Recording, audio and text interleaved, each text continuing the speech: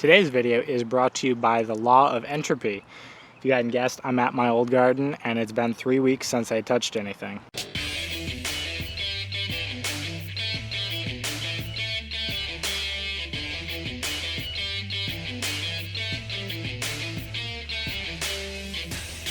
So I was just gonna come out and harvest some lettuce, which I just did.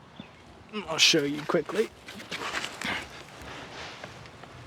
Got a good bit of second harvest on the True Leaf spring mix, and I'll probably get a third because it's been nice here in North Carolina. But I don't know if a lot of people do this. Most gardeners, especially if they're new, or farmers, don't actually know what the flowers of everything looks like, what the mature plant looks like. We always pull things out when it's ready, when it's done being edible, which is fair enough, but we're just gonna give you a quick tour of what everything looks like when it's non-edible, and you can tell what plant the vegetable has been cultivated or bred from by the flower, always. So if you'll notice, these are radishes. This is a beautiful flower. And these radishes are, oh, I'm sorry. These aren't radishes. Oh, this is amazing. These are, I almost fell over there. This is the Easter egg radish mix. So I got some white and some red and some purple radishes. Ooh, I forgot I planted these. I might come out and harvest these or bring them back with me. I did only a tub for lettuce, but I might grab those. That's a pleasant surprise. That's the cover crop. That's ryegrass right there. So that's not happening. We'll do some purple top white globe turnips. These actually might be ready. These take forever when they're harvesting, so we're just gonna grab a handful. Yeah, so some of those are getting close to being ready. So that's cool. I'll come back and harvest those in a month maybe. We have more radishes here. Once radishes get past a certain point, they get real chewy and inedible and start splitting like that. So I got a whole bunch of radishes there. But, ooh, the arugula is flowering. Arugula is a brassica. And it's got very pretty yellow flowers. I might come back and get some seed from all this. More radishes right there with the gorgeous white flowers. Same flower type as the turnips. Same family, Brassica rapa. Beets already came out.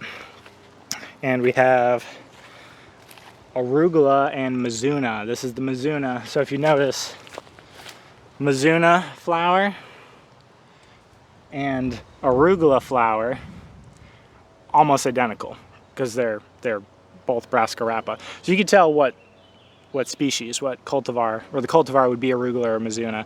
Brassica rapa would be the parent variety or species. Step through some crabgrass. And this onion, these are onions that I left from my neighbors. They had planted them. There's two different types in here, as you can see from the white and purple, but those are gorgeous. Love it. Carrots are doing well. The carrots I haven't watered in 3 weeks, and they're bushy. They're going still. So we'll come back in a couple weeks and probably actually be able to harvest some carrots. And then the peas are hilarious. I didn't get peas before I left because I didn't plant them soon enough. But the flowers are pretty. So peas will still come. They just won't last very long because they didn't have anywhere to climb. So their amount of photosynthesizing surface area is dramatically reduced, but they're very pretty, and we'll get some peas out of it. I'll probably do another video whenever I come do a final harvest, but that's just a quick overview of the jungle that is my former garden, and just some extremely pretty flowers.